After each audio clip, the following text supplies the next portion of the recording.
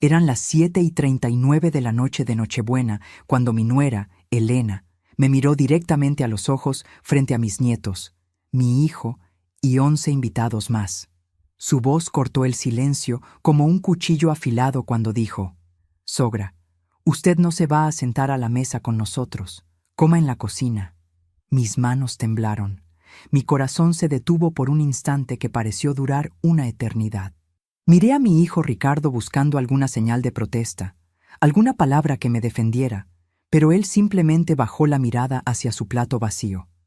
Mis nietos, Sofía de 12 años y Martín de 9, me observaron con esos ojos llenos de confusión y lástima que jamás podré olvidar.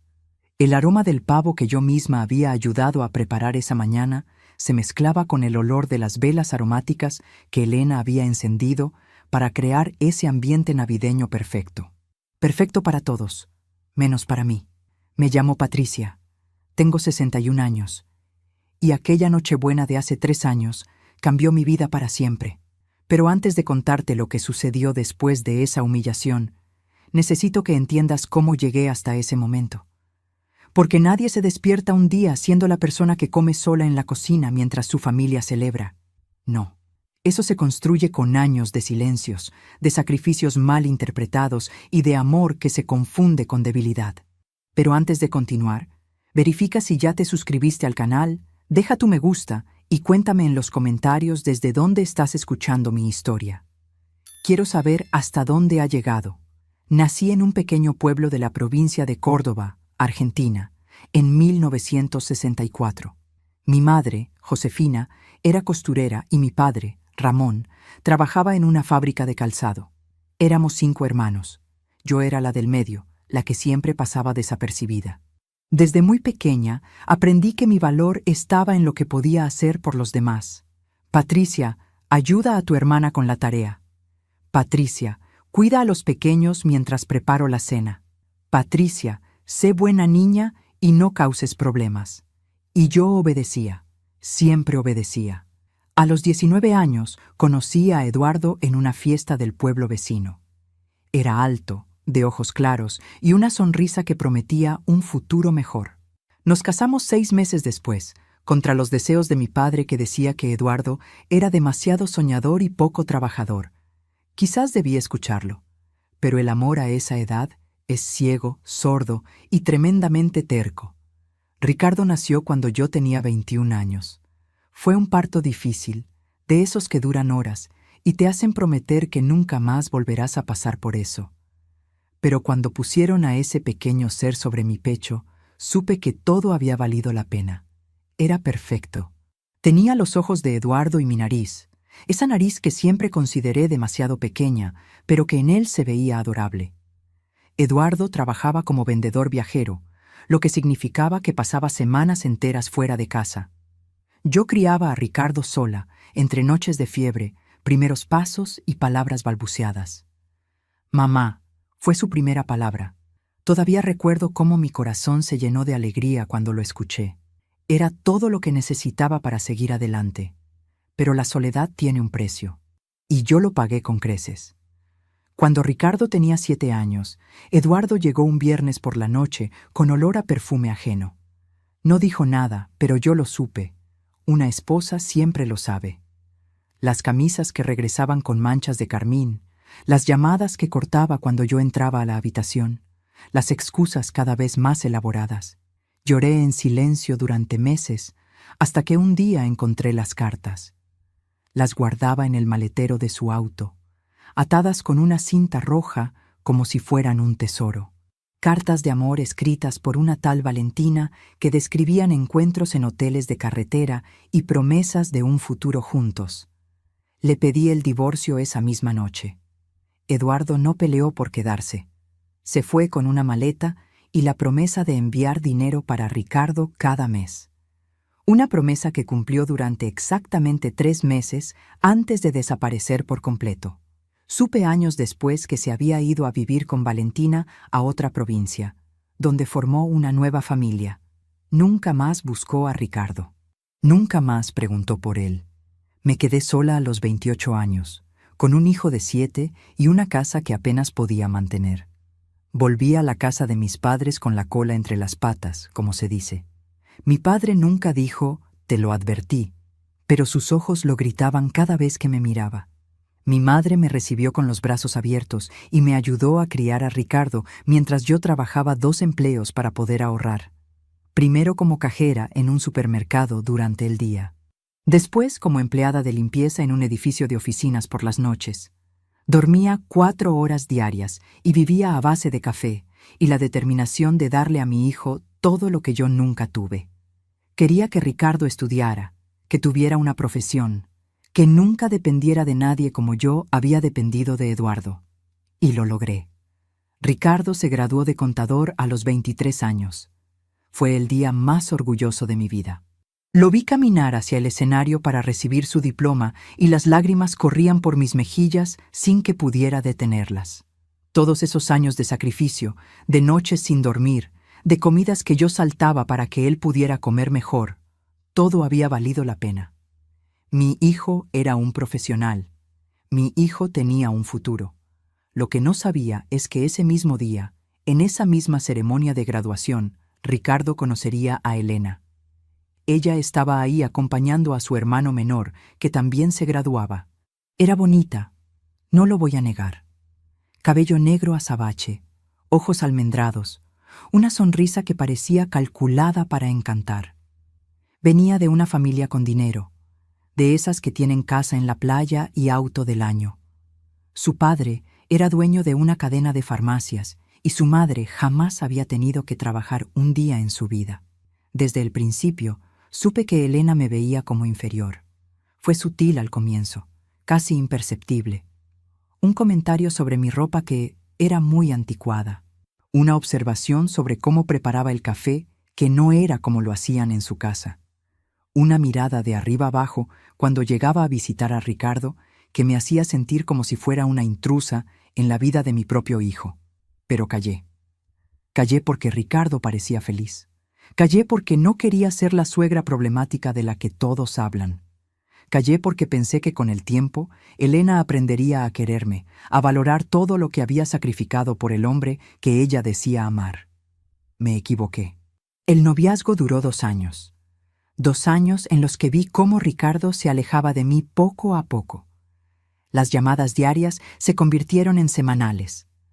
Las visitas de los domingos se espaciaron hasta casi desaparecer. Cada vez que preguntaba si podía verlo, la respuesta era la misma. Mamá, estoy muy ocupado. Elena y yo tenemos planes. Elena. Siempre Elena. La boda fue en una hacienda a las afueras de la ciudad. 500 invitados, flores importadas, un vestido que costaba más de lo que yo ganaba en un año. Yo me senté en la tercera fila, detrás de los padres de Elena, los tíos de Elena, los primos de Elena.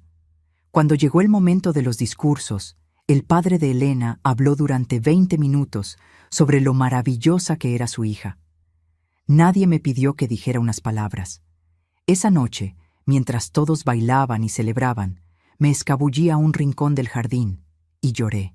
Lloré por el hijo que sentía que estaba perdiendo. Lloré por todos los años de sacrificio que parecían borrarse con cada sonrisa que Ricardo le dedicaba a Elena. Lloré porque intuía que algo se había roto entre nosotros, algo que quizás nunca podría repararse.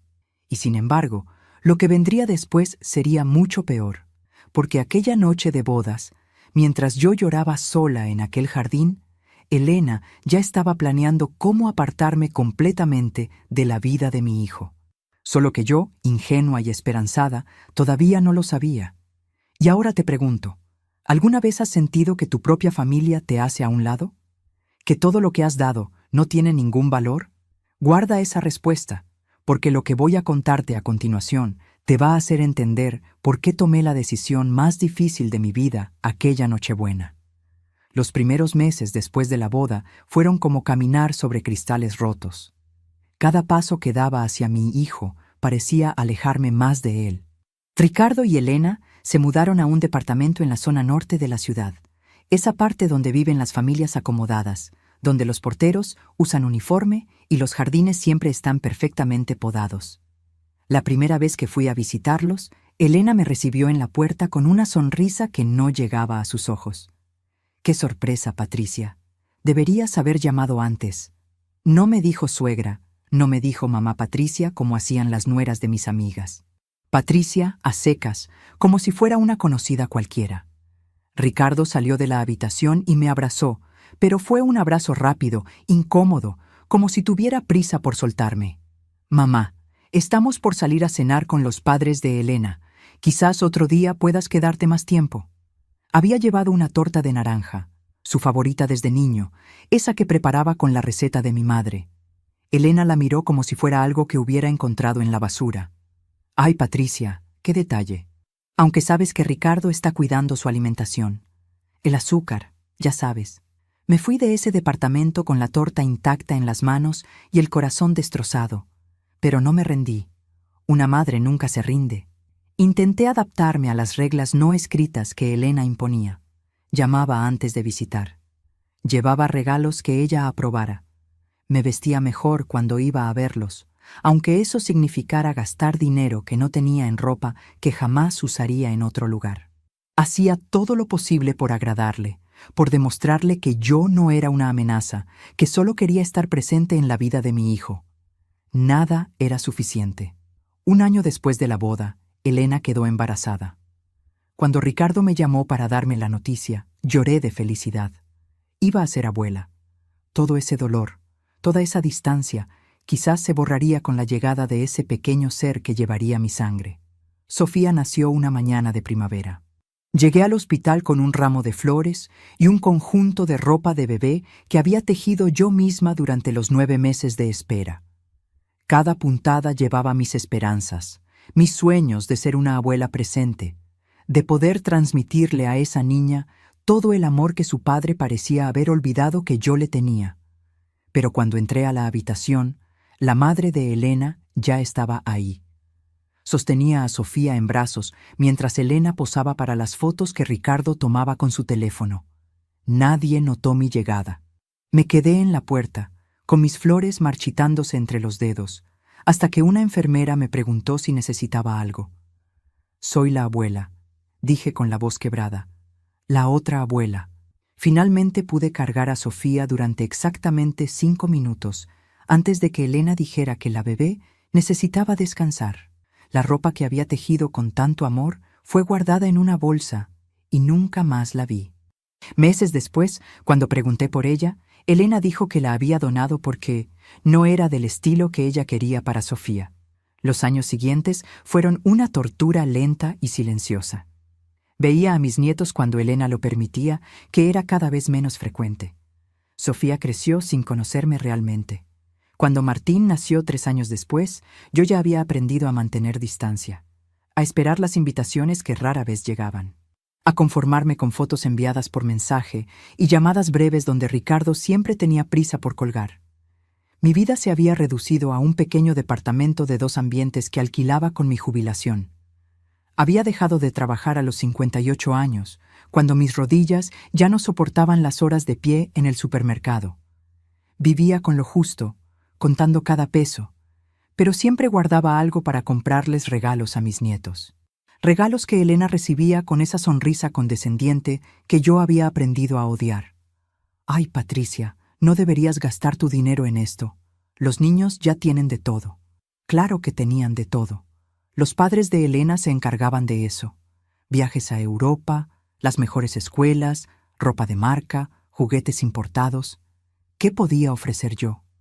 Una muñeca de trapo cosida con mis propias manos. Un libro de cuentos comprado en una librería de usados. Amor, que aparentemente no valía nada.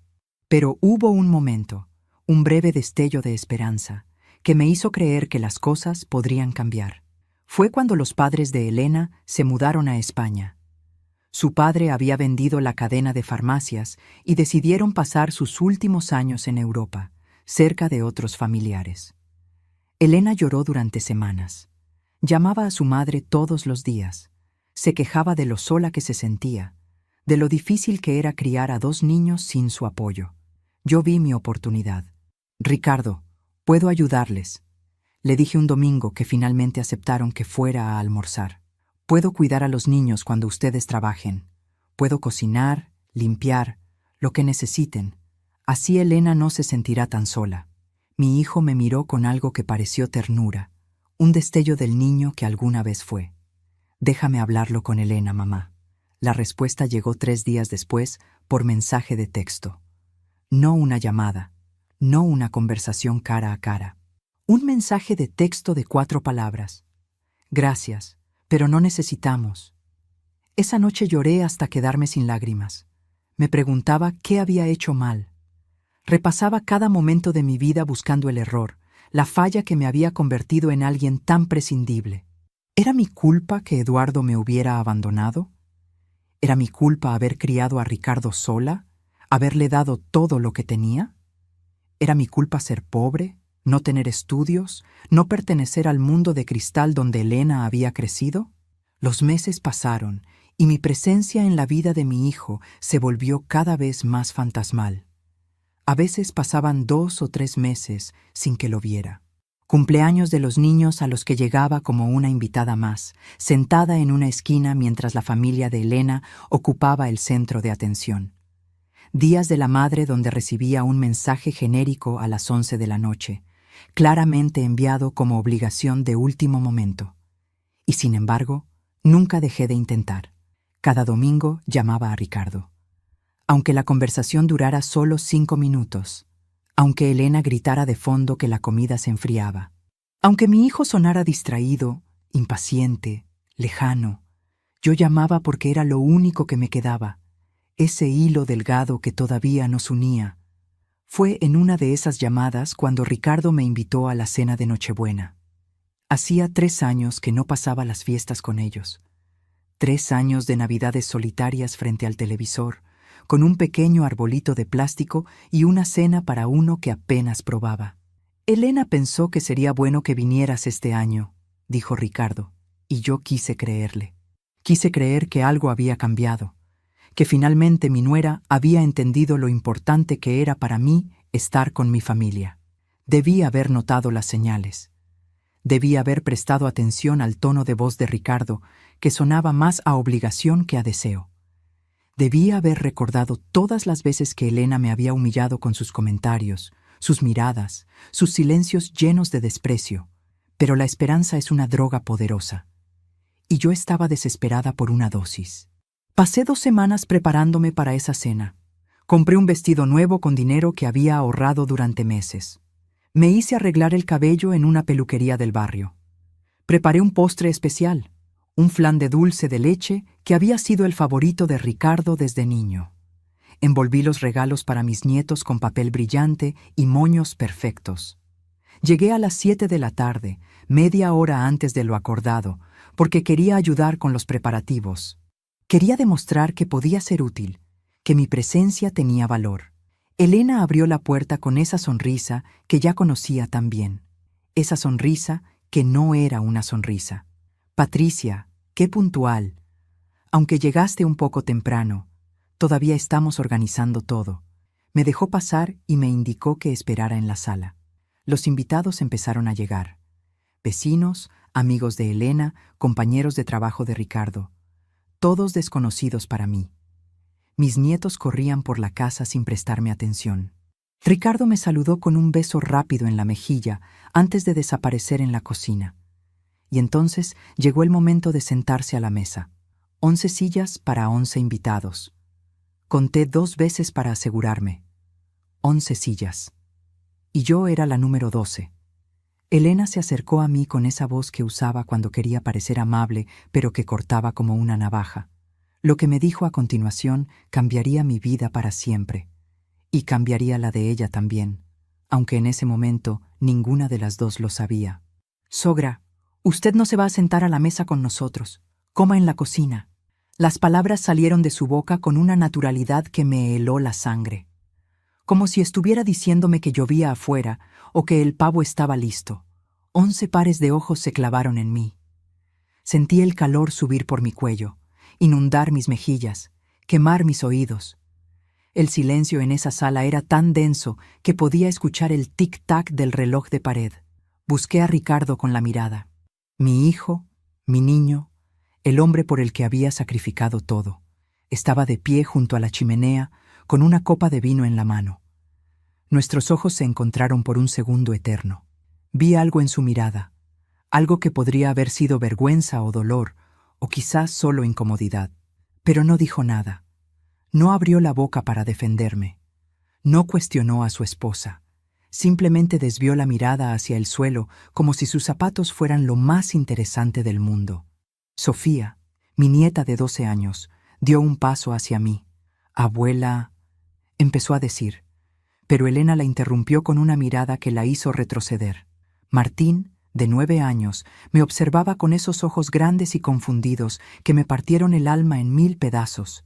Y yo, Patricia, la mujer que había sobrevivido a un marido infiel, a la pobreza, a años de soledad y sacrificio, hice lo que siempre había hecho. Obedecí. Caminé hacia la cocina con la cabeza gacha. Cada paso se sentía como caminar hacia mi propia tumba. A mis espaldas escuché las conversaciones reanudarse, las risas forzadas, el tintineo de los cubiertos contra la porcelana. La vida seguía para todos menos para mí. La cocina olía a romero y naranja. El pavo descansaba en el horno, dorado y perfecto. Había una silla en el rincón, junto a la puerta trasera, con un plato ya servido. Elena lo había planeado todo. No fue un impulso, no fue una reacción del momento. Ella sabía exactamente lo que iba a hacer cuando me invitó a esa cena. Me senté en esa silla y miré el plato frente a mí. Pavo, puré de papas, ensalada, todo perfectamente presentado, como una burla elegante. No pude probar bocado. El nudo en mi garganta no dejaba pasar nada. A través de la puerta entreabierta escuchaba fragmentos de conversaciones, risas de los invitados, la voz de Elena contando alguna anécdota sobre sus vacaciones en Cancún, la voz de Ricardo hablando de su trabajo en el estudio contable. Vida normal, cena normal, Navidad normal. Para todos menos para la anciana que comía sola en la cocina como si fuera la empleada doméstica. Y entonces empecé a recordar. Todos los momentos que debía haber visto como señales. Todas las advertencias que ignoré porque quería creer que las cosas mejorarían. A veces confiamos demasiado en quien no debemos. ¿Tú también te has decepcionado de alguien que amabas? Cuenta tu historia en los comentarios. Quiero leerte. La primera señal llegó apenas un mes después de la boda. Ricardo y Elena vinieron a mi departamento para recoger unas cajas con cosas de la infancia de mi hijo. Fotos, cuadernos escolares, dibujos que él había hecho cuando tenía 5 años. Tesoros que yo había guardado durante décadas. Elena revisó las cajas con esa expresión de disgusto que yo ya conocía. «Ricardo, ¿en serio quieres quedarte con todo esto? Son solo papeles viejos». Mi hijo dudó, lo vi dudar, pero al final dijo, «Elena tiene razón, mamá, quédate con lo que quieras, el resto puedes tirarlo». Tirarlo. 30 años de recuerdos que él quería tirar a la basura. La segunda señal vino cuando Sofía cumplió 3 años. Yo había organizado una pequeña fiesta sorpresa en mi departamento. Globos, pastel, unos pocos juguetes que pude comprar con mi magra jubilación. Llamé a Ricardo para invitarlo, y su respuesta me dejó helada. «Mamá, Elena ya organizó la fiesta de Sofía. Será en el club campestre, con animadores y todo. Tu departamento es, bueno, es muy pequeño para los invitados». Muy pequeño. Mi hogar, el lugar donde había criado a ese hombre que ahora me hablaba como si yo fuera una desconocida molesta. La tercera señal la ignoré deliberadamente, aunque me dolió más que las anteriores. Fue cuando mi madre murió. Mamá se fue un martes de abril, en paz, mientras dormía. Tenía 89 años y había sido mi roca durante toda mi vida. Cuando Eduardo me abandonó, ella estuvo ahí. Cuando no tenía dinero para pagar el alquiler, ella estuvo ahí. Cuando Ricardo se alejó de mí, ella me sostenía mientras yo lloraba. El funeral fue pequeño pero digno. Mis hermanos vinieron desde distintas ciudades, vecinos del barrio donde crecí, amigas de toda la vida.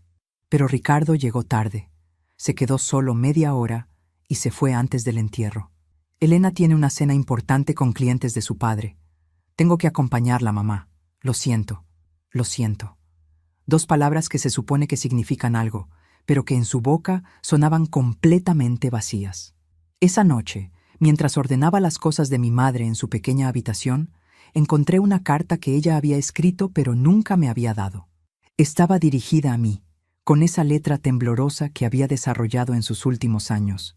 La abrí con manos temblorosas. Mi querida Patricia, comenzaba. Si estás leyendo esto es porque ya no estoy contigo. No llores por mí, hija. He vivido una vida larga y te he visto convertirte en una mujer fuerte y valiente. Pero hay algo que necesito decirte, algo que debí decirte hace mucho tiempo. Tu hijo te ama, aunque ahora parezca que lo ha olvidado. Los hombres a veces se pierden cuando creen haber encontrado algo mejor, pero al final siempre vuelven a buscar a sus madres. Ten paciencia, hija mía, y si algún día alguien te trata como si no valieras nada, recuerda quién eres. Eres Patricia Méndez, y nadie, absolutamente nadie, tiene derecho a hacerte sentir menos. Lloré toda la noche abrazando esa carta. Las palabras de mi madre eran un bálsamo, pero también una advertencia que no supe interpretar, porque seguí esperando. Seguí teniendo paciencia. Seguí tragándome las humillaciones de Elena y los silencios de Ricardo.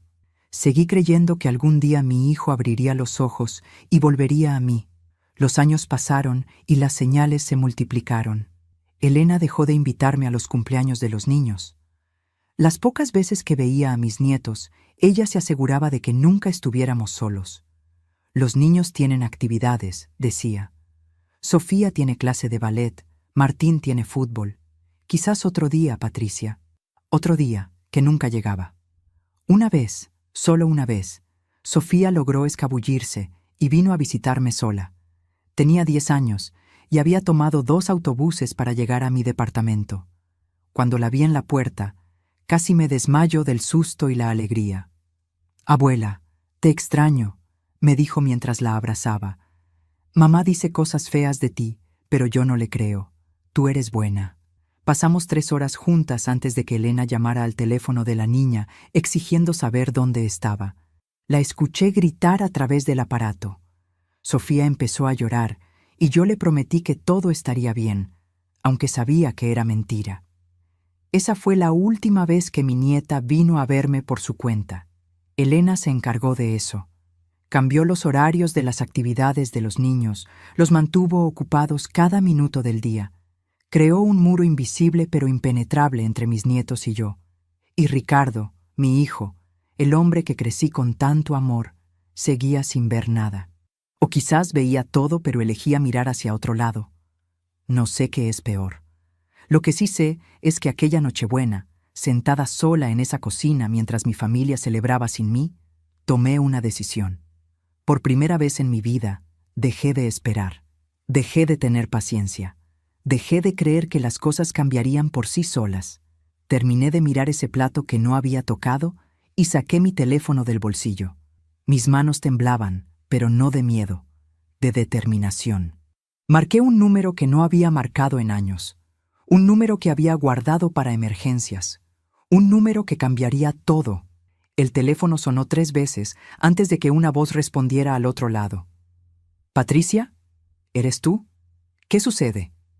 Y yo, con la voz más firme que había tenido en décadas, respondí: «Necesito tu ayuda.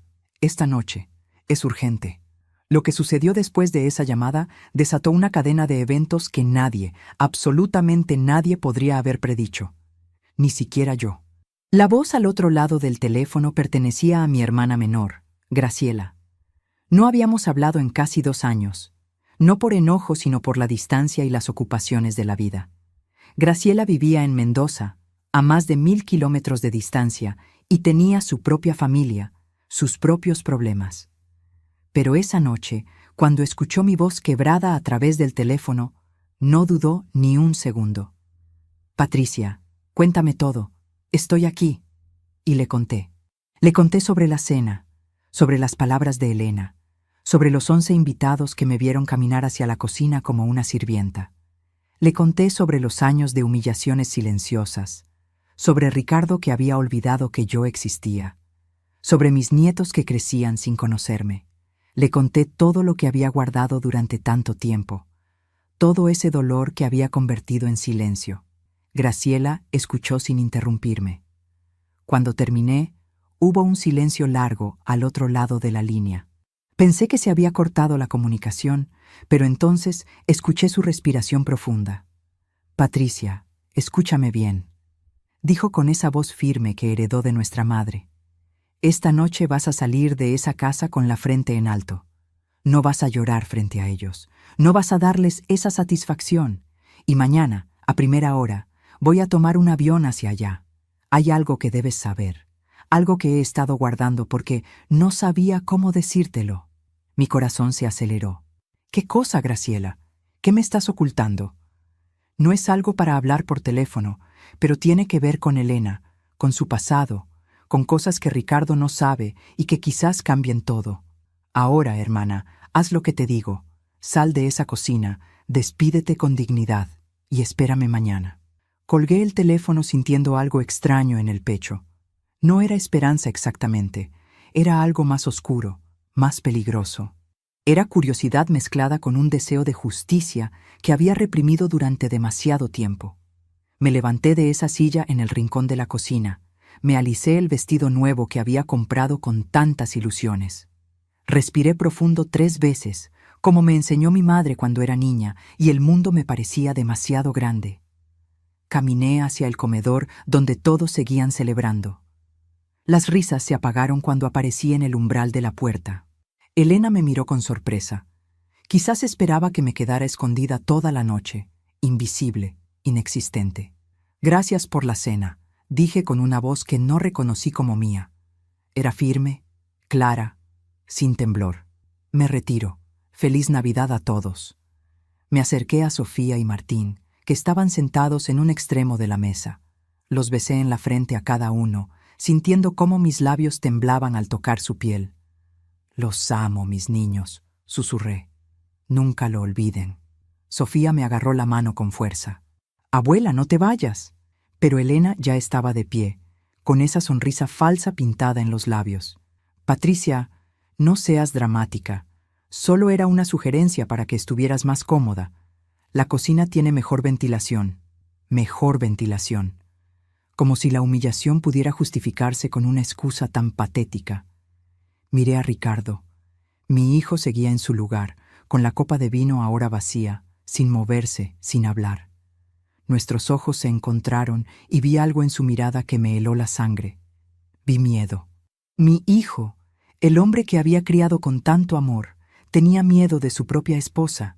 En ese momento entendí algo que había negado durante años. Ricardo no era cómplice de Elena por maldad. Era prisionero. De alguna manera, ella lo había atrapado en una red de la que no sabía escapar.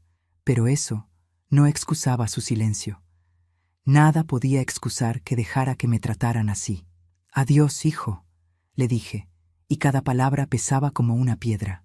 «Cuando despiertes de esta pesadilla, sabes dónde encontrarme». Salí de esa casa sin mirar atrás.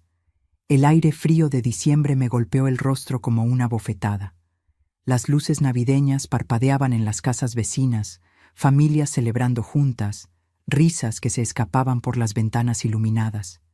El mundo seguía girando mientras el mío se derrumbaba. Caminé hasta la parada del autobús. Eran casi las 10 de la noche y las calles estaban prácticamente vacías. Nochebuena, la noche en que nadie debería estar solo. Y sin embargo, ahí estaba yo, una anciana de 61 años, esperando un autobús que tardó 40 minutos en llegar. Cuando finalmente llegué a mi departamento, no encendí las luces. Me senté en el sillón, en la oscuridad, mirando el pequeño arbolito de Navidad que había decorado con tanta ilusión días antes. Las lucecitas parpadeaban en rojo y verde, proyectando sombras en las paredes. Y entonces lloré. Lloré como no había llorado desde que Eduardo me abandonó. Lloré por todos los años perdidos, por todas las humillaciones tragadas, por todos los te quiero que guardé para un hijo que ya no me escuchaba. Lloré hasta quedarme sin lágrimas, hasta que el amanecer empezó a colarse por las cortinas desgastadas. Graciela llegó al mediodía del día de Navidad. La vi desde la ventana bajarse del taxi con una maleta pequeña y un sobre manila en la mano. Ese sobre que cambiaría todo. Bajé a abrirle la puerta y nos abrazamos durante varios minutos sin decir nada. El abrazo de una hermana es diferente a cualquier otro. Es un abrazo que conoce tu historia, tus dolores, tus secretos más profundos. Subimos a mi departamento y preparé café. Graciela se sentó en el sillón, con el sobre manila sobre sus rodillas, mirándome con una expresión que no podía descifrar. «Lo que voy a contarte», empezó, «lo descubrí hace 6 meses. No sabía cómo decírtelo, Patricia. Pensé que quizás era mejor que no supieras. Pero, después de lo de anoche, creo que tienes derecho a saber la verdad». «¿Qué verdad? Graciela, me estás asustando». Mi hermana abrió el sobre y sacó varios documentos, fotos, recortes de periódico, lo que parecían ser registros oficiales. Los esparció sobre la mesa de café frente a mí. Hace 6 meses, la hija de mi vecina vino a visitarme. Es periodista, trabaja para un diario en Buenos Aires. Estábamos conversando sobre familias, sobre matrimonios, y le mencioné a Ricardo y su esposa. Le conté que vivían bien, que Elena venía de familia con dinero. Graciela hizo una pausa, tomó aire. Mi vecina se quedó pensando y luego me dijo: «Elena Gutiérrez de Ríos. Ese nombre me suena. Dame unos días». «No entiendo, Graciela. ¿Qué tiene que ver una periodista con Elena?» 3 días después, mi vecina vino a verme con estos documentos. «Patricia, Elena no es quien dice ser. Su verdadero nombre es Elena Beatriz Sarmiento. Y hace 15 años, antes de conocer a Ricardo, estuvo involucrada en algo terrible». Tomé los papeles con manos temblorosas. Eran recortes de un periódico de provincia, amarillentos por el tiempo. El titular de la primera página me dejó sin aliento. «Joven acusada de estafa millonaria a empresario. Cargos retirados por falta de pruebas». La foto que acompañaba al artículo mostraba a una Elena más joven, con el cabello diferente, pero inconfundiblemente ella. Los mismos ojos almendrados. La misma sonrisa calculada. «Hay más», dijo Graciela. «Elena estuvo casada antes, con un hombre mayor, un viudo millonario. El matrimonio duró 3 años, hasta que él murió en circunstancias sospechosas. Elena heredó todo.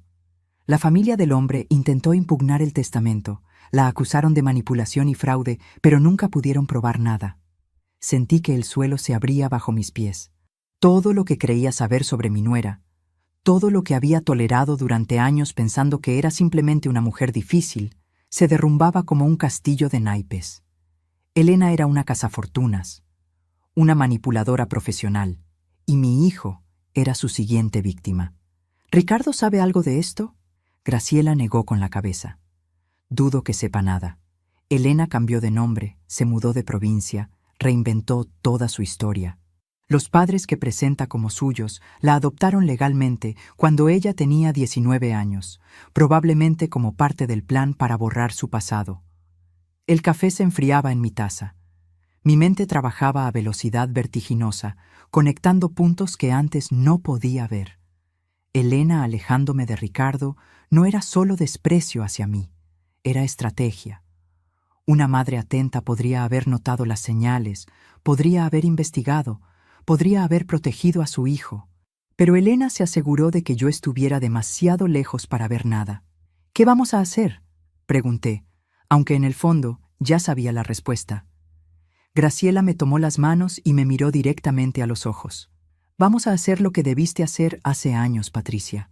Vamos a luchar por tu hijo. Pero esta vez tenemos las armas para ganar». Lo que ninguna de las dos sabía era que Elena ya sospechaba que algo estaba por cambiar. Y ella nunca perdía sin pelear. Los días siguientes a la Navidad fueron los más intensos de mi vida. Graciela se quedó en mi pequeño departamento, durmiendo en el sillón que convertíamos en cama cada noche. Durante el día estudiábamos los documentos que ella había traído, armando el rompecabezas de la verdadera Elena. Su historia era más oscura de lo que imaginábamos. Elena Beatriz Sarmiento había nacido en un pueblo pequeño de la provincia de Tucumán. Su madre era empleada doméstica y su padre había abandonado a la familia cuando ella tenía 4 años. Creció en la pobreza. en una casa de paredes de adobe y piso de tierra. Según los registros, dejó la escuela a los 15 años y desapareció del pueblo poco después. Reapareció 3 años más tarde en Córdoba, con un nuevo nombre, nueva apariencia y una historia inventada sobre una familia acomodada que nunca existió. Había aprendido a hablar diferente, a vestirse diferente, a comportarse como alguien que pertenecía a un mundo que le era completamente ajeno. Su primer matrimonio fue con Héctor Mendoza, un viudo de 62 años, dueño de una cadena de hoteles. Se casaron cuando Elena tenía 21 años. Él murió 3 años después de un infarto, dejándola como única heredera de una fortuna considerable. La familia de Héctor luchó durante años en los tribunales, presentando pruebas de que Elena había manipulado al anciano, aislándolo de sus hijos y amigos, cambiando su testamento apenas meses antes de su muerte. Pero Elena era inteligente, demasiado inteligente. Logró que los cargos fueran desestimados y se quedó con todo el dinero. Mientras te cuento todo esto, pienso dónde estarás escuchándome. Escribe el nombre de tu ciudad en los comentarios. Con esa fortuna, Elena reinventó su vida una vez más. Pagó a una pareja sin hijos para que la adoptaran legalmente, dándole así la familia respetable que necesitaba para sus planes futuros. Los Gutiérrez, sus supuestos padres, recibieron una generosa suma mensual a cambio de interpretar el papel de padres amorosos cada vez que fuera necesario. Todo era mentira. Cada sonrisa, cada gesto de superioridad, cada comentario despectivo hacia mí. Elena no venía de la riqueza, venía del mismo barro que yo, pero había elegido un camino muy diferente para escapar de él. Tenemos que contarle a Ricardo, dije después de procesar toda esta información. Graciela negó con la cabeza. No podemos llegar así, de golpe. Elena ha pasado años construyendo su imagen ante él. Si le mostramos esto sin preparación, va a pensar que estamos locas, que es un invento nuestro para separarlos. Tenía razón. Mi hermana siempre había sido la más estratégica de las dos. Decidimos empezar por los bordes, no por el centro. Buscaríamos a las personas afectadas por Elena en el pasado. Conseguiríamos testimonios, pruebas adicionales, todo lo necesario para construir un caso irrefutable.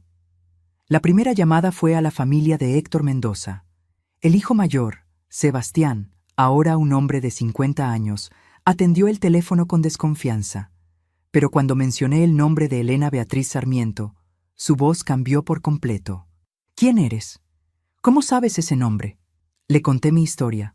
Le hablé de Ricardo, de mis nietos, de los años de humillación. Le expliqué que Elena había vuelto a hacer lo mismo que había hecho con su familia. Sebastián guardó silencio durante varios segundos antes de responder. Señora Patricia, he esperado 15 años para escuchar a alguien más hablar de esa mujer. Creí que estábamos solos, que nadie más había sufrido lo que nosotros sufrimos. Cuénteme todo. Y después, yo le contaré cosas que ni siquiera aparecen en los periódicos. Esa conversación duró 3 horas. Sebastián me contó cómo Elena había llegado a la vida de su padre.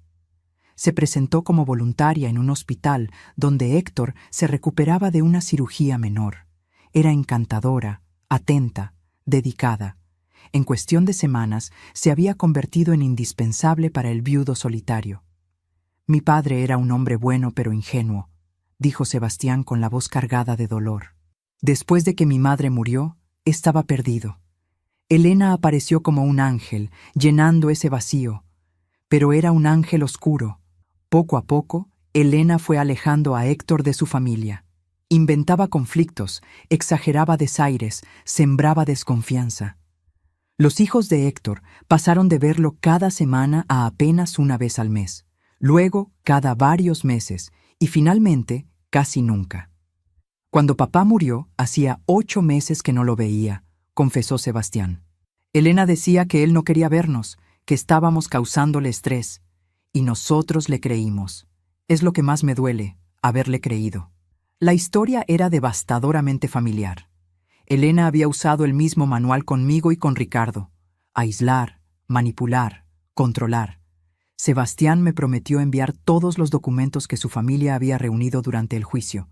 Correos electrónicos, mensajes, testimonios de empleados de la casa que habían visto cómo Elena manejaba a su padre.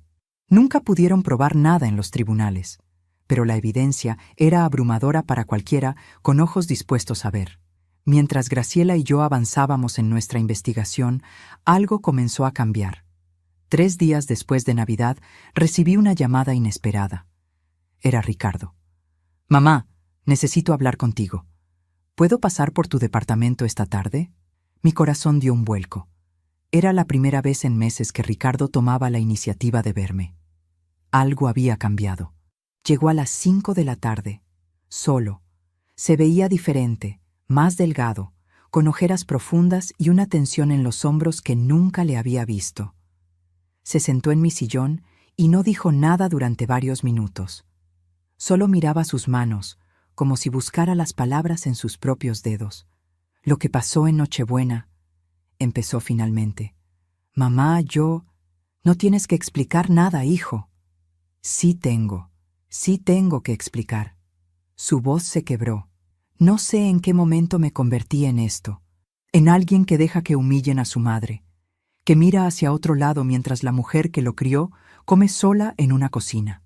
Sentí que las lágrimas querían salir, pero las contuve. Necesitaba escucharlo. Necesitaba entender qué estaba pasando en la cabeza de mi hijo. Esa noche, cuando te fuiste, Sofía me buscó. Estaba llorando. Me dijo que era un cobarde, que cómo podía haber permitido que trataran así a su abuela. Tiene 12 años, mamá. Mi hija de 12 años tuvo más valor que yo». Ricardo levantó la mirada y vi algo que no había visto en mucho tiempo. Vi a mi niño. Al niño que corría a mis brazos cuando tenía pesadillas, al que me contaba todos sus secretos, al que juraba que siempre me protegería. «Estoy perdido, mamá. No sé cómo llegué aquí. No sé cómo salir». Quise contarle todo en ese momento. Quise mostrarle los documentos, las fotos, la verdad sobre Elena. Pero recordé las palabras de Graciela. Demasiado pronto podía destruir todo. «Hijo, ¿eres feliz con Elena?». La pregunta lo tomó por sorpresa. Abrió la boca para responder automáticamente que sí, pero las palabras no salieron. En cambio, sus ojos se llenaron de lágrimas. «No sé qué es la felicidad, mamá. Hace tanto tiempo que no la siento, que ya no la recuerdo». Nos abrazamos como no lo hacíamos en años. Sentí su cuerpo temblar contra el mío. Sentí sus lágrimas mojar mi hombro. Sentí a mi hijo volver a mí después de tanto tiempo perdido. Pero lo que ninguno de los dos sabía era que Elena había seguido a Ricardo hasta mi departamento. Desde su auto estacionado en la esquina, nos observaba a través de la ventana, y lo que vio la llenó de una furia helada. Esa noche, mientras yo me dormía con una pequeña chispa de esperanza en el pecho, Elena comenzó a planear su contraataque. Y cuando Elena planeaba, nadie estaba a salvo. El contraataque de Elena llegó más rápido de lo que esperábamos. 2 días después de la visita de Ricardo, recibí una llamada de un número desconocido. Era el director del colegio donde estudiaban mis nietos. «Señora Patricia, lamento informarle que su nombre ha sido eliminado de la lista de personas autorizadas para recoger a Sofía y Martín. Además, se nos ha indicado que bajo ninguna circunstancia debe permitirse su ingreso al establecimiento». Sentí como si me hubieran dado un golpe en el estómago. «¿Quién dio esa orden?». «La señora Elena, madre de los niños, también nos informó sobre ciertas situaciones de salud mental que usted podría estar atravesando. Entenderá que la seguridad de los alumnos es nuestra prioridad». Situaciones de salud mental. Elena estaba diciéndole al mundo que yo estaba loca. Colgué el teléfono con las manos temblando de rabia. Graciela me miraba con preocupación desde el sillón donde había estado revisando más documentos. «Está moviendo sus piezas», dijo mi hermana. «Sabe que algo está cambiando y está tratando de neutralizarte antes de que puedas hacer nada». Pero Elena no se detuvo ahí. Esa misma semana, 3 vecinas del edificio donde vivo empezaron a evitarme. Mujeres con las que había compartido mates durante años, con las que intercambiaba recetas y chismes inocentes, de repente cruzaban la calle cuando me veían. Una de ellas, Marta, finalmente me confesó por qué. «Patricia, una mujer vino a preguntar por ti. Dijo que era trabajadora social, que estaban investigando denuncias sobre tu comportamiento errático. Nos preguntó si te habíamos visto hacer cosas extrañas, si hablabas sola, si te olvidabas de las cosas. Elena estaba construyendo un caso para declararme incompetente. Estaba sembrando semillas de duda en cada persona que me conocía, preparando el terreno para algo más grande. Y entonces vino el golpe más doloroso. Ricardo dejó de responder mis llamadas. Durante una semana intenté comunicarme con él. Mensajes, llamadas, incluso fui hasta su oficina. Su secretaria me informó con evidente incomodidad que el señor Ríos estaba en reuniones todo el día, todos los días. Era mentira, por supuesto. Desde la calle podía ver las luces de su oficina apagadas. Elena lo había recuperado. De alguna manera, había logrado convencer a mi hijo de que yo era el enemigo. Fue Graciela quien descubrió cómo. «Patricia, mira esto». Mi hermana tenía su teléfono en la mano, mostrándome una publicación en una red social. Era una foto de Ricardo y Elena, abrazados, sonrientes, con un texto que decía: «Nuevo comienzo, segundo aniversario de renovación de votos. Te amo más que el primer día». Habían renovado sus votos matrimoniales, sin decirme nada, sin invitarme. Una ceremonia privada, según los comentarios, solo para la familia más cercana. La familia de Elena, por supuesto. Yo no contaba. Pero lo peor no era la ceremonia. Lo peor era lo que Graciela había descubierto investigando más a fondo. Hace 2 días, Ricardo firmó un poder notarial dándole a Elena control total sobre todas sus cuentas bancarias y propiedades, incluyendo el estudio contable. Sentí que el suelo se abría bajo mis pies. Elena estaba haciendo exactamente lo que había hecho con Héctor Mendoza. Estaba preparando el terreno para quedarse con todo. «Tenemos que actuar ahora», dije. «No podemos esperar más». Graciela asintió. «Ya contacté a Sebastián Mendoza. Él y su hermana están dispuestos a viajar para hablar con Ricardo personalmente. También encontré a otra persona, Patricia, alguien que conoció a Elena en su juventud, antes de que se convirtiera en quien es ahora. La persona era una mujer llamada Rosario, que había sido compañera de Elena en el pueblo donde creció. Ahora vivía en Buenos Aires y aceptó reunirse con nosotras. Rosario era una mujer sencilla, de manos trabajadoras y mirada directa. Nos recibió en su pequeño departamento con café recién hecho y galletitas caseras. Elena y yo fuimos amigas de niñas, comenzó a contar. Éramos pobres, sí, pero ella era diferente. Desde muy chica tenía esa mirada, como si estuviera calculando constantemente cómo sacar ventaja de cada situación. Rosario nos contó historias que helaban la sangre. Elena robando dinero de la cartera de su propia madre. Elena manipulando a los maestros para que castigaran a compañeros que le caían mal. Elena inventando historias sobre otros niños para destruir amistades. Pero lo peor fue lo que le hizo a doña Carmen, dijo Rosario bajando la voz. Era una anciana que vivía sola, tenía una pequeña pensión y una casa humilde. Elena empezó a visitarla, a hacerle compañía. Todos pensábamos que era un gesto de bondad. 2 años después, doña Carmen murió, y resultó que había cambiado su testamento dejándole todo a Elena. La familia de la anciana no pudo hacer nada porque todo era legal. El patrón era claro. Elena llevaba toda su vida depredando a personas vulnerables, y ahora mi hijo y mis nietos estaban en sus garras. Cuando Graciela y yo regresamos a mi departamento esa noche, encontramos un sobre deslizado bajo la puerta. No tenía remitente. Adentro había una sola hoja de papel con un mensaje escrito a mano. «Aléjate de mi familia o te destruiré. Esto es solo el comienzo». Las palabras estaban escritas con tinta roja, como sangre sobre el papel blanco. Elena sabía que estábamos investigando, y nos estaba declarando la guerra. Pasé esa noche sin dormir, mirando el techo de mi habitación, preguntándome si estaba haciendo lo correcto. Quizás debía alejarme, como Elena exigía. Quizás debía aceptar que había perdido a mi hijo y seguir adelante con mi vida. Tenía 61 años. ¿Cuántas batallas más podía librar? Pero entonces pensé en Sofía y Martín, mis nietos que crecían bajo el control de esa mujer. Sofía, que había tenido el valor de decirle a su padre que era un cobarde. Martín, que me miraba con esos ojos llenos de confusión cada vez que Elena me humillaba. No podía abandonarlos. Una abuela no abandona a sus nietos. A la mañana siguiente, tomé una decisión que cambiaría todo. Llamé a un abogado. No cualquier abogado, sino uno especializado en casos de manipulación familiar y fraude. Se llamaba Diego Fuentes y tenía fama de ser implacable en los tribunales. La reunión fue en su oficina del centro de la ciudad. Graciela me acompañó, cargando la carpeta con todos los documentos que habíamos reunido. Diego nos escuchó durante 2 horas sin interrumpir, tomando notas ocasionales, su expresión impasible. Cuando terminamos, se recostó en su silla y nos miró fijamente. «Lo que ustedes tienen aquí es dinamita», dijo finalmente. «Suficiente para abrir una investigación formal sobre Elena. Pero deben entender algo, señora Patricia. Si empezamos este proceso, no hay vuelta atrás. Elena va a contraatacar con todo lo que tiene. Va a ser sucio, va a ser doloroso, y existe la posibilidad de que pierda a su hijo para siempre». «Ya lo perdí», respondí. «No tengo nada más que perder». Diego asintió lentamente. «Entonces empecemos».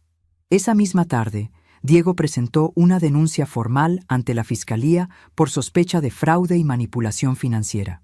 También solicitó una orden judicial para revisar los movimientos bancarios de Elena de los últimos 15 años.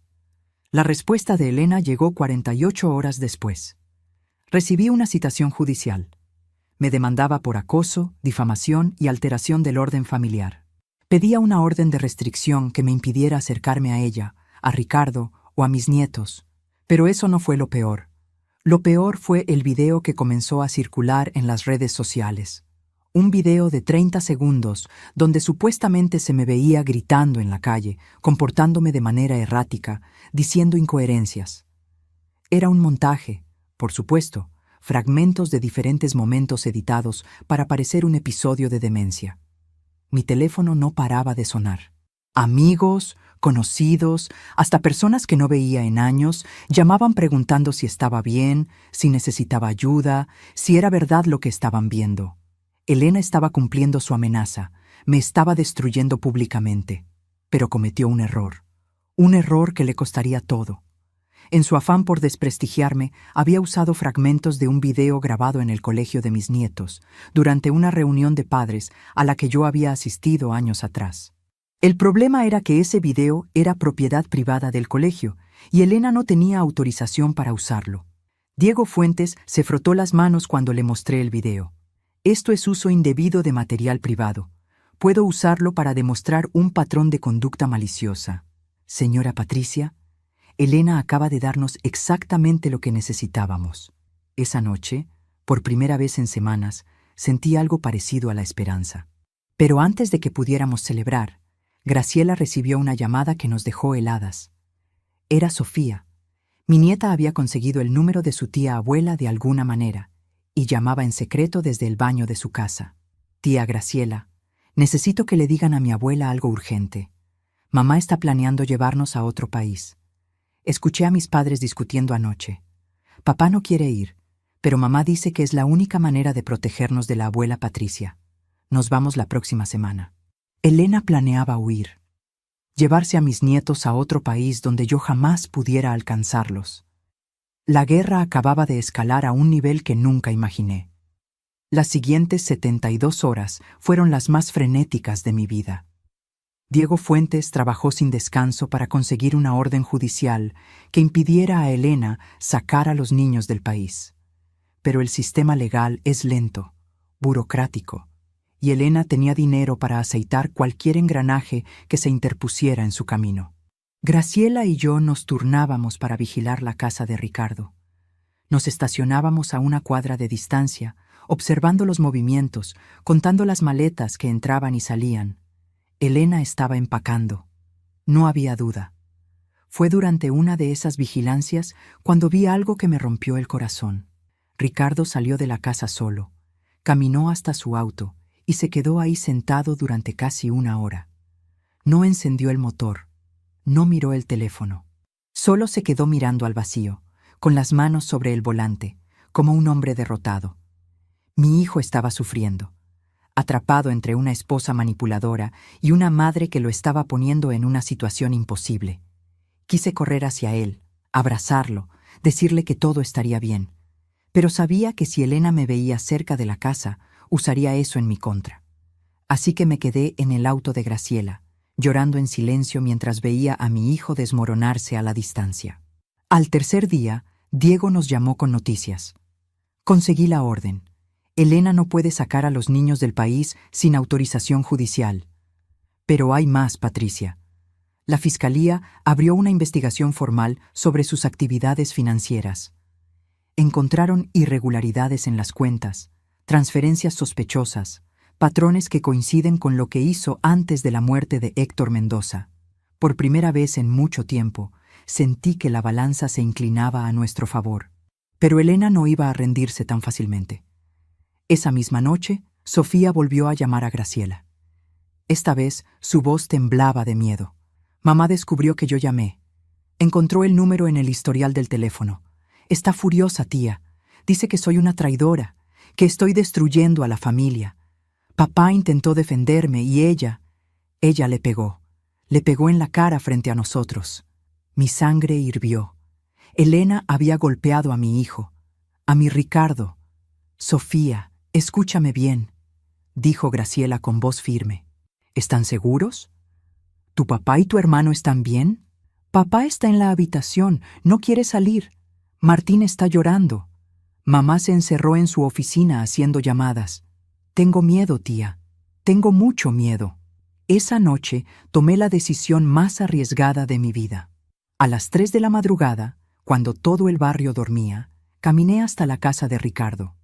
Conocía el código de la puerta lateral porque Sofía me lo había dado en una de nuestras conversaciones secretas.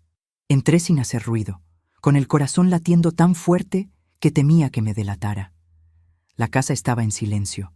Subí las escaleras evitando los escalones que crujían, recordando el plano que Sofía me había dibujado.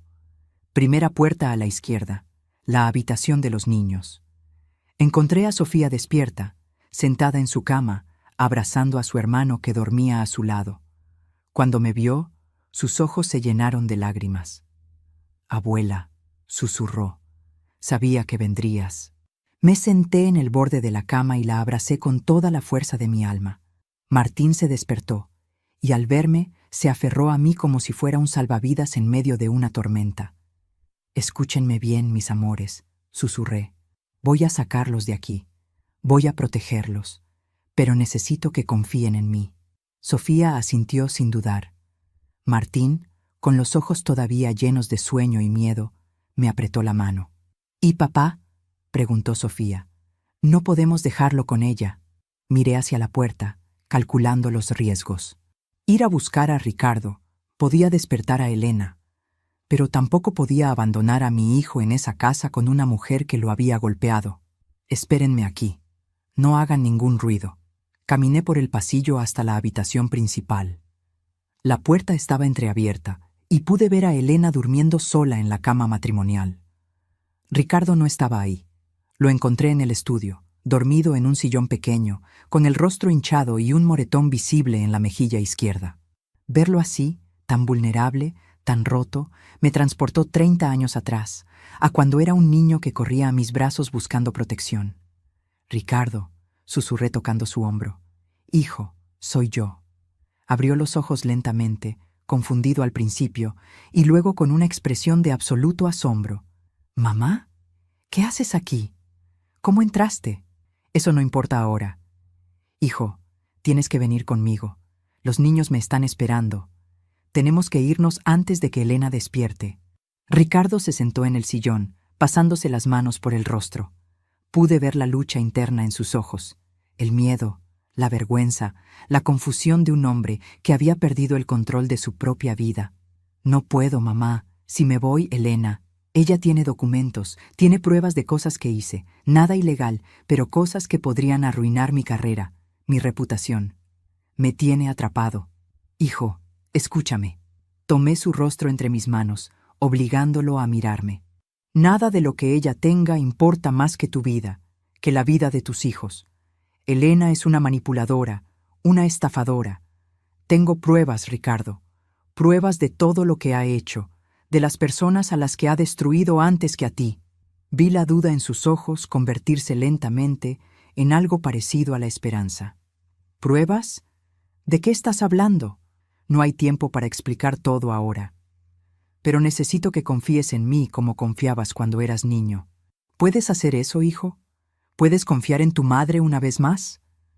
Ricardo me miró durante lo que pareció una eternidad. Las lágrimas corrían por sus mejillas, mezclándose con el moretón que su esposa le había dejado. Toda mi vida has estado ahí para mí, dijo finalmente. Aunque yo te di la espalda, aunque dejé que te trataran como basura, tú nunca dejaste de luchar por mí. Perdóname, mamá. Por favor, perdóname. No hay nada que perdonar, hijo. Solo vámonos de aquí. Nos levantamos en silencio y caminamos hacia la habitación de los niños. Sofía y Martín esperaban vestidos, con pequeñas mochilas que habían preparado en secreto. Al ver a su padre, corrieron a abrazarlo. «Vamos a estar bien», les dijo Ricardo abrazándolos. «Papá va a estar bien. La abuela va a cuidarnos». Bajamos las escaleras conteniendo la respiración. Cada crujido de la madera sonaba como una explosión en el silencio de la noche. La puerta de la calle estaba a solo unos metros cuando escuchamos una voz que nos heló la sangre. «¿A dónde creen que van?» Elena estaba de pie en lo alto de la escalera. Su bata blanca parecía brillar en la oscuridad. Su rostro, normalmente calculador y frío, estaba desfigurado por una furia que jamás había visto. «Tú», me señaló con un dedo tembloroso. «Vieja entrometida. Te dije que te alejaras, te advertí lo que pasaría». «Elena, ya se acabó», dijo Ricardo con una voz que intentaba ser firme pero temblaba. «Sé todo. Sé quién eres realmente. Sé lo que hiciste antes de conocerme». La expresión de Elena cambió por un instante. Un destello de sorpresa, quizás de miedo, cruzó su rostro. Pero se recuperó rápidamente, recomponiendo esa máscara que había usado durante tantos años. «No sabes nada. Esa vieja te ha llenado la cabeza de mentiras. Como siempre, ha intentado destruir nuestro matrimonio desde el principio. Las pruebas no mienten, Elena. Los testimonios de la familia Mendoza no mienten. Los documentos que mi madre reunió no mienten». Elena bajó un escalón, luego otro. Sus ojos se movían entre nosotros, calculando, buscando una salida. «Si cruzan esa puerta, los destruiré. A todos. Tengo suficiente dinero para contratar a los mejores abogados del país. Tengo información que arruinará tu carrera, Ricardo. Y tú, vieja». Me miró con un odio puro. «Pasarás tus últimos años en un asilo para dementes. Me encargaré personalmente de eso». Martín empezó a llorar. Sofía lo abrazó, protegiéndolo con su cuerpo del veneno de su propia madre. Y entonces hice algo que nunca pensé que haría. Abrí la puerta y salí a la noche, con mis nietos de la mano. Ricardo nos siguió. Dejamos a Elena gritando amenazas en la oscuridad de su casa vacía. Lo que no sabíamos era que ella ya había hecho una última jugada. Una jugada que casi nos cuesta todo. Llegamos al departamento de Graciela a las 4 de la madrugada. Mi hermana nos esperaba con café caliente y mantas. Los niños se durmieron casi inmediatamente en el sofá, agotados por la adrenalina y el miedo. Ricardo se quedó mirando por la ventana, en silencio, procesando todo lo que acababa de suceder. Yo no podía dormir. Sabía que Elena no se quedaría de brazos cruzados. Cada minuto que pasaba era un minuto que ella usaba para planear su contraataque. Y no me equivoqué. A las 7 de la mañana, el teléfono de Ricardo sonó. Era un número desconocido, pero él contestó por instinto. La voz al otro lado era la de un hombre, fría y profesional. «Señor Ricardo Ríos, soy el detective Guzmán de la Policía Metropolitana. Tenemos una orden de arresto contra usted por secuestro de menores. Su esposa ha presentado una denuncia formal. Le recomiendo que se entregue voluntariamente para evitar complicaciones mayores». El teléfono cayó de las manos de Ricardo. Su rostro se volvió blanco como el papel. Elena había denunciado que su propio esposo había secuestrado a sus hijos. Había invertido la narrativa completamente. Ahora nosotros éramos los criminales. Diego Fuentes llegó en menos de una hora. Escuchó la situación con expresión grave y luego hizo varias llamadas mientras caminaba de un lado a otro del pequeño departamento. «Esto es serio», dijo finalmente. «Elena está jugando fuerte, pero cometió un error estratégico. Al acusar a Ricardo de secuestro, puso en marcha una investigación que también la expondrá a ella. Los jueces van a querer hablar con los niños, y cuando Sofía y Martín cuenten lo que realmente pasa en esa casa, Elena quedará expuesta». «¿Y mientras tanto qué hacemos?», preguntó Ricardo con voz desesperada. «¿Me entrego? ¿Dejo que me arresten?». Diego negó con la cabeza. «Primero presentaremos nuestra propia denuncia. Violencia doméstica, manipulación psicológica, amenazas. También pediré una evaluación de los menores por parte de un psicólogo forense. Los niños son la clave de todo esto, Ricardo. Su testimonio puede salvarnos o hundirnos». Las horas siguientes fueron un torbellino de llamadas, documentos y estrategias legales. Mientras tanto, Elena no permanecía inactiva. A las 11 de la mañana comenzó a publicar en redes sociales fotos de ella llorando, textos dramáticos sobre cómo su suegra demente había manipulado a su esposo para robar a sus hijos. Hashtags como «Madres desesperadas» y «Justicia para Elena» empezaron a circular. En cuestión de horas, su historia se volvió viral. Los comentarios eran devastadores. Miles de personas que no conocían la verdad se alinearon con Elena. La pobre madre víctima de una suegra tóxica y un esposo débil. Recibí mensajes de amenaza de desconocidos. Mi nombre y mi foto circulaban junto a acusaciones terribles. Sofía vio todo desde el teléfono de su padre. Las lágrimas corrían por sus mejillas mientras leía los comentarios. «Dicen cosas horribles de ti, abuela. Dicen que eres mala, que quieres separar a nuestra familia. ¿Por qué la gente cree esas mentiras?». Me arrodillé frente a mi nieta y tomé sus manos entre las mías. Porque es más fácil creer una mentira simple que buscar la verdad complicada, mi amor. Pero nosotros sabemos lo que es real. Y pronto todos lo sabrán también. Esa tarde, Diego logró algo crucial. Consiguió una audiencia de emergencia para el día siguiente. Tendríamos la oportunidad de presentar nuestra versión ante un juez de familia, con todos los documentos y testimonios que habíamos reunido. Pero primero teníamos que sobrevivir esa noche. Elena apareció frente al edificio de Graciela a las 8 de la noche. No vino sola. La acompañaban 2 hombres que parecían abogados y un equipo de filmación. «Ricardo, Ricardo, sé que estás ahí», gritaba desde la calle. «Devuélveme a mis hijos. Por favor, alguien ayúdeme». Era un espectáculo perfectamente orquestado. La madre desesperada rogando por sus hijos mientras las cámaras captaban cada lágrima, cada gesto de angustia fingida. Sofía quiso asomarse a la ventana, pero Ricardo la detuvo. «No, hija, eso es exactamente lo que ella quiere. Que salgamos, que hagamos algo que pueda usar en nuestra contra». Nos quedamos en silencio dentro del departamento mientras afuera el circo mediático crecía.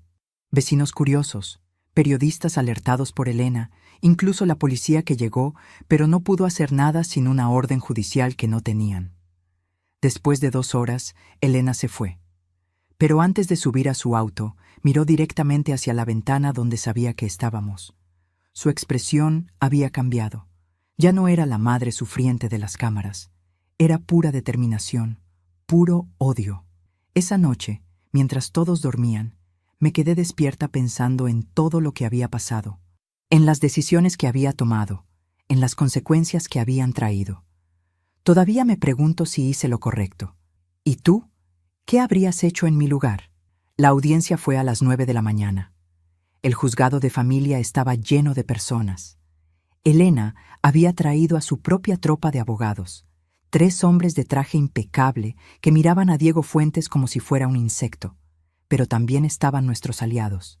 Sebastián Mendoza había volado desde Córdoba con su hermana.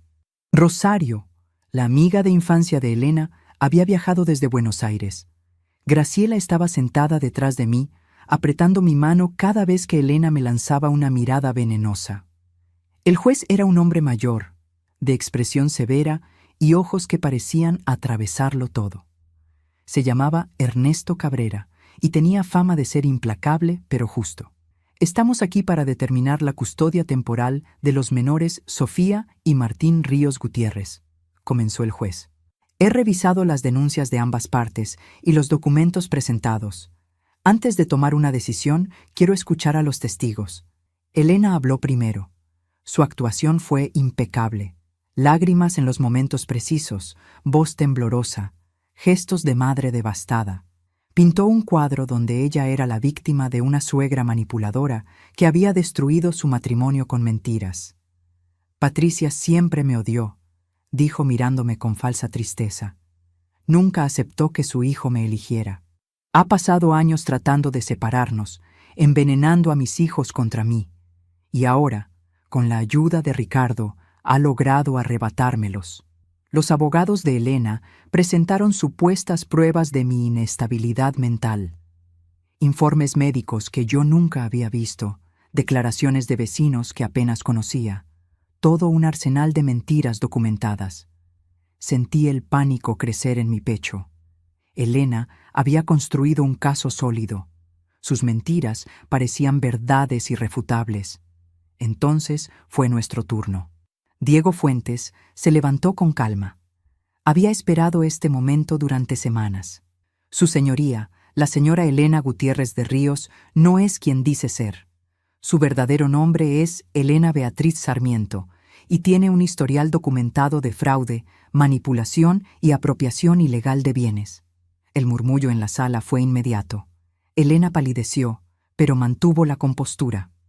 «Objeción», dijo uno de sus abogados. «Esto es difamación. Exigimos que se retire ese comentario». «Tengo pruebas», respondió Diego sacando la carpeta que habíamos preparado durante semanas. Registros de nacimiento, documentos del juicio contra ella en Córdoba, testimonios de la familia de su primer esposo, declaraciones de personas que la conocieron antes de su transformación. El juez tomó los documentos y los revisó en silencio durante varios minutos. La tensión en la sala era insoportable. Elena seguía sentada, pero pude ver cómo sus manos temblaban ligeramente sobre su regazo. Entonces Diego llamó a los testigos. Sebastián Mendoza subió al estrado primero. Contó la historia de su padre, del matrimonio repentino, del aislamiento sistemático, de la muerte sospechosa, del testamento modificado. Su voz se quebró varias veces, pero siguió adelante con determinación. «Mi padre era un hombre sano y feliz antes de conocer a Elena», dijo mirando directamente al juez. 3 años después estaba muerto, alejado de sus hijos, y ella se había quedado con todo. Nunca pudimos probar nada legalmente, pero sabemos la verdad. Y ahora veo que está haciendo lo mismo con otra familia. Rosario fue la siguiente. Contó historias de la infancia de Elena, del patrón de manipulación que había mostrado desde niña, de doña Carmen y otros casos menores que nunca habían llegado a los tribunales. Finalmente, Diego pidió que los niños declararan. El juez dudó, preocupado por exponerlos a más trauma, pero accedió con la condición de que fuera en privado, solo él, un psicólogo del juzgado y los menores. Sofía entró a esa sala con una fortaleza que me dejó sin aliento. Tenía 12 años, pero caminaba con la determinación de una mujer adulta. Martín la seguía tomado de su mano, buscando refugio en su hermana mayor. La puerta se cerró y tuvimos que esperar. Fueron los 45 minutos más largos de mi vida. Cuando finalmente salieron, Sofía tenía los ojos rojos, pero la cabeza en alto. Martín corrió directamente hacia Ricardo y se abrazó a sus piernas. El psicólogo del juzgado le susurró algo al juez, quien asintió con expresión grave. «Hemos escuchado suficiente», dijo el juez Cabrera. «Los testimonios de los menores han sido reveladores y consistentes. Describen un ambiente de control y manipulación por parte de su madre, episodios de violencia presenciados y un aislamiento sistemático de su abuela paterna». Elena se levantó de golpe. «Eso es mentira. Los han manipulado. Patricia ha lavado el cerebro de mis hijos». «Señora, siéntese», ordenó el juez con voz de trueno. «Además de los testimonios, hemos recibido comunicación de la Fiscalía. Se ha abierto una investigación formal por fraude financiero y falsificación de identidad. La señora Elena Beatriz Sarmiento, conocida como Elena Gutiérrez de Ríos, tiene prohibido salir del país hasta que concluya dicha investigación. El rostro de Elena se transformó. La máscara que había usado durante décadas finalmente cayó. Vi a la verdadera Elena, la depredadora que había arruinado vidas enteras para alimentar su ambición. No pueden hacerme esto. Tengo derechos, tengo contactos. Pero ya no importaba. El juez había tomado su decisión. Otorgo la custodia temporal de los menores al señor Ricardo Ríos, con visitas supervisadas para la madre hasta que concluya la investigación. Además, ordeno una evaluación psicológica completa de la señora Elena para determinar si es apta para el cuidado de menores. Me derrumbé en la silla. Graciela me abrazó mientras las lágrimas corrían por mi rostro. Ricardo levantó a Martín en brazos mientras Sofía se aferraba a su costado. Mi familia estaba junta. Después de tantos años de dolor, finalmente estábamos juntos. Pero Elena no había terminado. Cuando los oficiales del juzgado se acercaron para escoltarla fuera de la sala, se volvió hacia mí con una mirada que jamás olvidaré. Esto no se acaba aquí, Patricia. Tengo recursos, tengo conexiones. Encontraré la manera de destruirte, aunque sea lo último que haga. La sacaron de la sala mientras seguía gritando amenazas. Sus abogados la seguían, con expresiones que mezclaban incredulidad y derrota. Afuera del juzgado, el sol brillaba con una intensidad que parecía burlarse de todo el drama que habíamos vivido. Ricardo me abrazó como no lo hacía desde que era un niño. «Perdóname, mamá», susurró contra mi hombro. «Por todos estos años, por todo lo que te hice pasar. Ya pasó, hijo, ya pasó». Sofía se unió al abrazo, luego Martín, 4 personas que habían sido separadas por las mentiras de una mujer, finalmente reunidas por la verdad. Pero incluso en ese momento de victoria, sabía que la batalla no había terminado del todo. Elena había prometido venganza, y una mujer capaz de hacer todo lo que ella había hecho no se rendiría fácilmente. Las semanas siguientes fueron de reconstrucción. Ricardo y los niños se mudaron temporalmente a un departamento cerca del mío. Comenzaron terapia familiar, sesiones donde lentamente iban desenredando todos los años de manipulación. Sofía floreció sin el control de su madre. Empezó a reír más, a hablar más, a ser la niña que nunca había podido ser. Martín tuvo más dificultades, pesadillas frecuentes y episodios de ansiedad, pero poco a poco fue mejorando con la ayuda de un psicólogo especializado. Ricardo volvió a ser el hombre que yo había criado, dedicado, cariñoso, presente. Venía a cenar a mi casa todos los domingos, como hacíamos antes de que Elena apareciera en nuestras vidas. Y Elena, finalmente, enfrentó las consecuencias de sus actos. La investigación contra Elena duró 8 meses. 8 meses, donde cada piedra que levantaban revelaba más podredumbre debajo. Descubrieron que había desviado casi $200,000 de las cuentas de Ricardo a paraísos fiscales. Encontraron evidencia de que había falsificado documentos para obtener préstamos a nombre de mi hijo. Confirmaron su identidad real y su conexión con la muerte de Héctor Mendoza, aunque no pudieron probar asesinato, solo manipulación financiera. El juicio fue breve pero devastador para ella. Elena se declaró culpable de varios cargos menores para evitar un proceso más largo que habría expuesto aún más sus crímenes. Fue sentenciada a 5 años de prisión por fraude y falsificación de identidad. También perdió permanentemente la custodia de Sofía y Martín. El día de la sentencia fui al juzgado. No sé exactamente por qué. Quizás necesitaba ver el final con mis propios ojos. Quizás necesitaba cerrar ese capítulo de mi vida. Elena entró a la sala con las manos esposadas. Ya no era la mujer elegante y controladora que había conocido. Su cabello estaba descuidado, su rostro pálido y demacrado. Cuando sus ojos se encontraron con los míos, no vi odio. Vi algo peor. Vi vacío. En ese momento entendí algo que cambió mi perspectiva sobre todo lo que había pasado. Elena era malvada, sí. Había destruido vidas, manipulado personas, causado un dolor inmenso. Pero también era una mujer que había nacido en la pobreza, que había sufrido abandono, que nunca había conocido el amor verdadero. No la justificaba, pero la entendía. Su maldad era el resultado de heridas que nunca sanaron, de un vacío que intentó llenar con dinero y poder. Eso no la hacía menos culpable de sus actos, pero me hizo darme cuenta de que el odio que yo sentía hacia ella solo me estaba envenenando a mí misma. Así que hice algo que nadie esperaba, ni siquiera yo. Pedí hablar con ella antes de que se la llevaran a cumplir su condena. Nos sentamos en una sala pequeña, separadas por una mesa de metal. Había un oficial en la puerta, pero nos dejó hablar en privado. Elena me miró con desconfianza. ¿Vienes a regodearte? ¿A disfrutar de mi caída? No, respondí con calma. Vine a despedirme. Ella frunció el ceño confundida. Durante años te odié, Elena. Te culpé por haberme quitado a mi hijo, por haberme alejado de mis nietos, por todas las humillaciones que sufrí, y tenía razón en culparte. Hiciste cosas terribles. Elena no dijo nada. Solo me miraba con esos ojos que ahora parecían tan vacíos. Pero el odio es un veneno que bebemos esperando que el otro muera. Y yo ya estoy demasiado vieja para seguir envenenándome. Así que vine a decirte que te perdono. Vi algo cambiar en su expresión.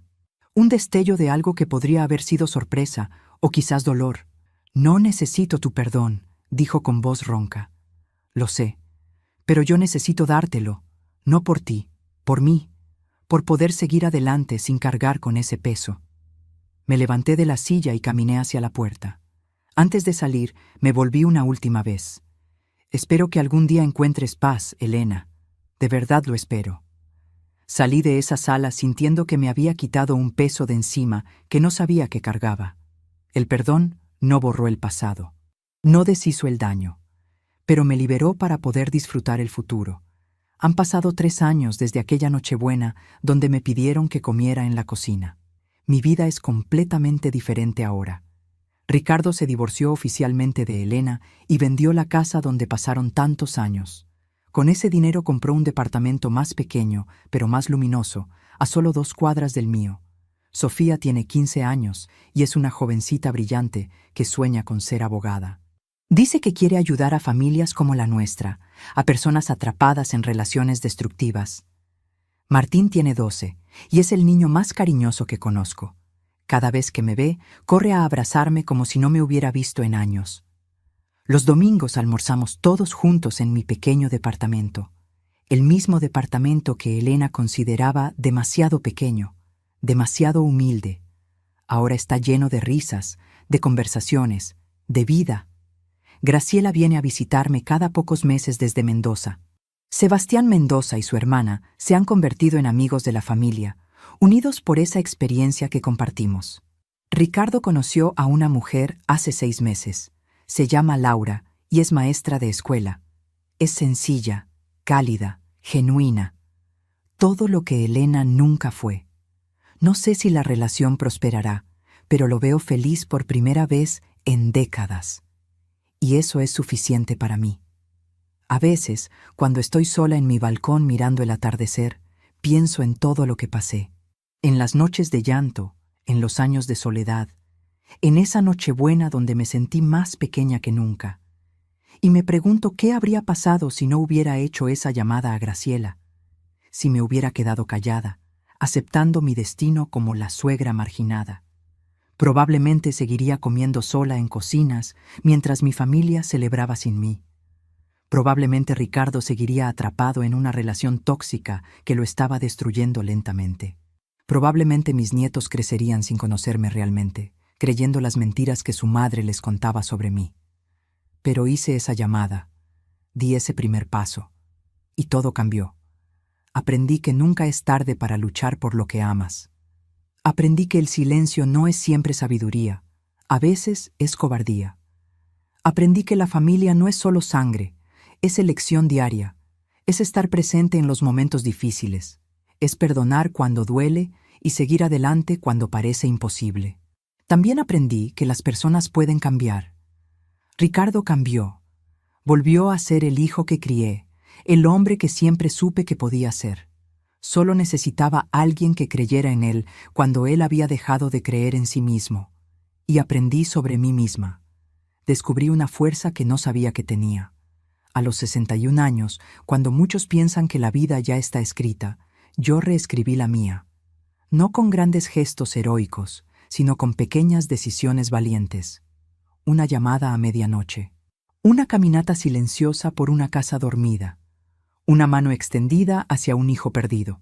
Si estás escuchando esta historia y te sientes atrapado en una situación similar, quiero que sepas algo. No estás solo. Hay salida, hay esperanza. Pero nadie va a rescatarte. Tienes que dar el primer paso. Tienes que hacer esa llamada, tomar esa decisión, enfrentar ese miedo. La vida es demasiado corta para pasarla comiendo solo en la cocina mientras los demás celebran. La próxima Navidad, cuando nos sentemos a la mesa, habrá una silla para cada uno. Sofía estará a mi derecha, Martín a mi izquierda. Ricardo frente a mí, quizás con Laura a su lado. Graciela vendrá desde Mendoza. La mesa estará llena de comida preparada entre todos, no solo por mí. Y cuando levantemos las copas para brindar, recordaré aquella Nochebuena de hace 3 años. No con dolor, sino con gratitud. Porque ese fue el momento más oscuro de mi vida, pero también fue el comienzo de mi liberación. Me llamo Patricia, tengo 64 años, y finalmente, después de tanto tiempo, soy feliz. Gracias por escuchar mi historia hasta el final. Si llegaste hasta aquí, significa que algo en mi experiencia resonó contigo. Te pido que compartas este video con alguien que pueda necesitarlo. Deja tu comentario contándome tu propia historia.